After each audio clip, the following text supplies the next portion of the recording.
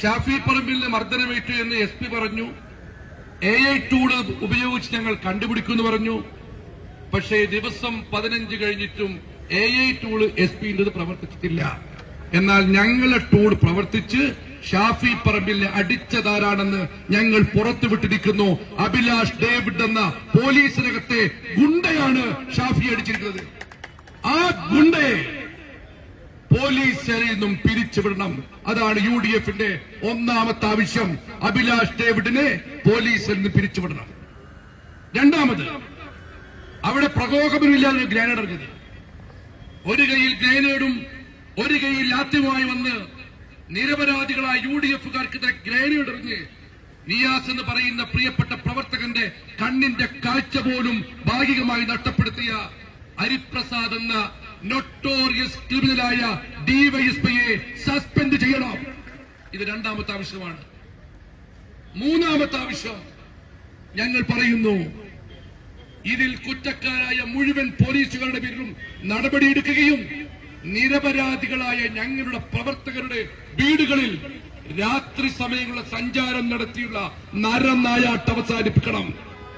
ഇത് മൂന്നും സ്വീകരിച്ചില്ലെങ്കിൽ ഈ UDF പ്രവർത്തകർ സാക്ഷി നിർത്തി നേതാക്കളെ സാക്ഷിയിട്ട് പറയുന്നു, UDF-ന്റെ സമരത്തിന്റെ രൂപവും ഭാവവും മാറിയിരിക്കും എന്ന് പറയാൻ ആഗ്രഹിക്കുന്നു. ഹരിപ്രസാദ് വിചാരിക്കും വടകരയിൽ നിന്ന് ട്രാൻസ്ഫറായി അങ്ങ് രക്ഷപ്പെട്ടു പോയി. അടുത്ത ദിവസം വരുന്നുണ്ട് യുവജനങ്ങൾ, ഹരിപ്രസാദ് നിന്റെ വീടിന്റെ മുമ്പിലേക്ക് ഈ നടപടി വന്നില്ലെങ്കിൽ വരും അടുത്ത ആഴ്ച. പേരാമ്പ്ര ഉണ്ടായ കാര്യം നിങ്ങൾ മനസ്സിലാക്കണം. ഒക്ടോബർ മാസം 9-ാം തീയതി തെരഞ്ഞെടുപ്പ്. CKG കോളേജിൽ UDSF ജയിക്കുന്നു. നമുക്കെന്താ ജയിക്കാൻ പാടില്ലേ? പ്രകടനം നടത്തുകയാണ്, ആഹ്ലാദപ്രകടനം നടത്തുക. കാരണം എത്രയോ വർഷങ്ങൾക്ക് ശേഷം നമ്മൾ ജയിക്കുകയാണ് അവിടെ. ആ പ്രകടനത്തെ പോലീസുകാരും CPM-കാരും ഒരുമിച്ചടിക്കുന്നു. അതിൽ പ്രതിഷേധിച്ച് നമ്മൾ പ്രാദേശിക ഹർത്താൽ പ്രഖ്യാപിക്കുന്നു. ആ ഹർത്താൽ ദിവസം പ്രകടനത്തിനായി അനുമതിക്കായി കൊടുക്കുന്നു. 5 മണിക്ക് CPM-ന് പെർമിഷൻ, 6 മണിക്ക് നമുക്ക് പെർമിഷൻ. 5 മണിയുടെ പ്രകടനം 5:45 നടത്തി. ആ പ്രകടനം സുഗമമായി പേരാമ്പ്രങ്ങളിൽ കടന്നു പോകുവാൻ പോലീസ് സംരക്ഷണം ഒരുക്കുന്നു, പോലീസ് എസ്കോർട്ട് പോകുന്നു. 6:15 നമ്മുടെ പ്രകടനം ആരംഭിക്കുന്നു. ആ പ്രകടനം വഴിക്ക് വെച്ച് തടയുന്നു. നേരത്തെ UDF ജില്ലാ ചെയർമാൻ പറഞ്ഞ പോലെ ഞാനും ഷാഫി പറമ്പിൽ MPയും ഒക്കെ കൊയിലാണ്ടിയിലെ യോഗത്തിലാണ്. അവിടെ വെച്ച് ഞങ്ങൾ പേരാമ്പ്രയിലെ മറ്റൊരു യോഗത്തിൽ പങ്കെടുക്കാൻ പോവുകയാണ്. പ്രകടനത്തിൽ പങ്കെടുക്കലോ പ്രതിഷേധിക്കലോ ഞങ്ങൾ അജണ്ടയായിരുന്നില്ല. കാരണം അന്ന് ഒരുപാട് യോഗമുണ്ടായിരുന്നു. അപ്പോഴാണ് പേരാമ്പ്രയിൽ സംഘർഷമുണ്ടെന്ന് അറിയുന്നത്. ഞങ്ങൾ അവിടെ ഓടിയെത്തുമ്പോൾ നിരാശരായ UDF പ്രവർത്തകർ റോഡിന് മുകളിൽ നിൽക്കുന്നു. അവരെ തടഞ്ഞു നിർത്തുന്നു. ഒരൊറ്റ ആവശ്യമേ മുന്നോട്ട് വെച്ചുള്ളൂ. എന്തറിയോ? 200 മീറ്റർ അപ്പുറത്തുള്ള ബസ് സ്റ്റാൻഡ് വരെ പ്രകടനം പോകണം. DYSP സമ്മതിക്കുന്നില്ല. പേരാമ്പ്ര DYSP സുനിൽകുമാർ ഷാഫി പറമ്പിൽ MP പറഞ്ഞു DCC സംസാരിക്കുക. ഞാൻ പോയി സംസാരിച്ചു. എന്താ പറഞ്ഞറിയോ? അതാ നോക്ക്, 50 CPM-കാർ കത്തി വാള് കൊടച്ചക്ര നിൽക്കുന്നുണ്ട്, നിങ്ങൾ അക്രമം ഉണ്ടാക്കുമെന്ന്. ഞാൻ ചോദിച്ചു, എന്റെ സുനിലെ ഈ കാക്കിയിട്ടതൊക്കെ പറയാൻ നിനക്ക് ഉളുപ്പുണ്ടോ? അവരെയല്ലേ മാറ്റേണ്ടത്? മാറ്റാൻ തയ്യാറായില്ല. അപ്പോൾ പ്രകോപിതരാകുന്ന നമ്മുടെ പ്രവർത്തകരെ ഷാഫി പറമ്പിലും ഞാനും കൂടി, അതുപോലെ തന്നെ മുസ്ലിം ലീഗിന്റെ ജില്ലാ സെക്രട്ടറി അസീസ് മാഷ് ഉൾപ്പെടെ നേതാക്കൾ, അവരെ ഇങ്ങനെ സമാധാനത്തിലിടയ്ക്കാണ് ഈ അഭിലാഷ് ഡേവിഡിന്റെ അടി ആദ്യം ഷാഫി പറമ്പിലിന്റെ തലയ്ക്ക്, പിന്നീട് മൂക്കിന്. രക്തമാർന്ന ആളുകൾ ലാത്തിച്ചാർജ് നടത്തി. പ്രവർത്തകർ കുറച്ച് പിരിഞ്ഞുപോയി.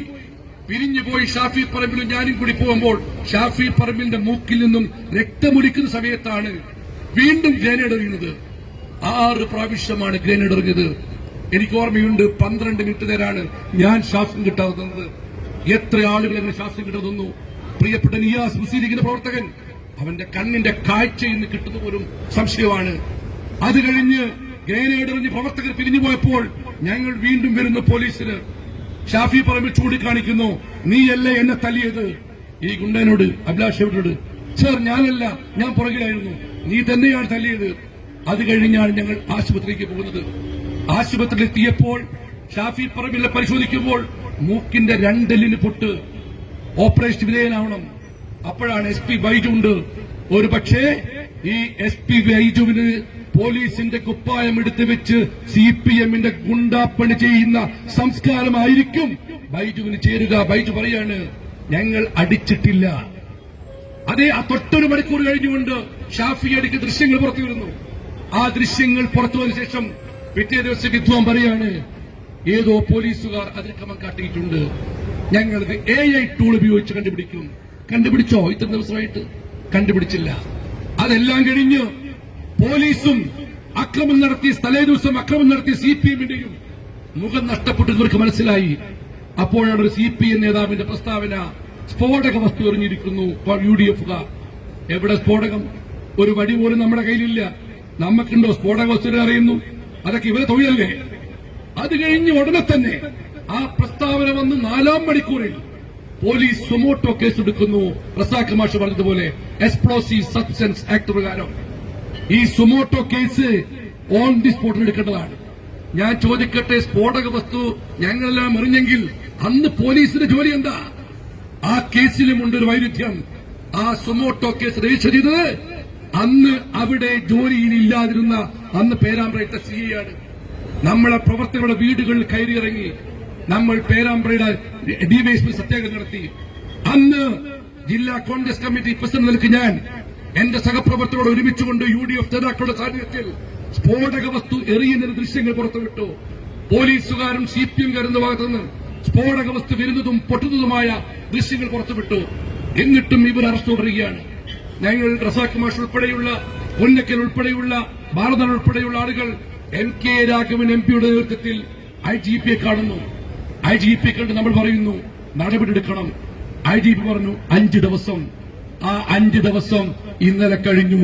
അതുകൊണ്ടാണ് ഒരു നടപടിയും ഇല്ലാത്തതിനാണ് 6-ാം ദിവസം പ്രക്ഷോഭ പരമ്പരയുടെ തുടക്കം ഈ വടകയിൽ നിന്നും ആരംഭിക്കുന്നത്.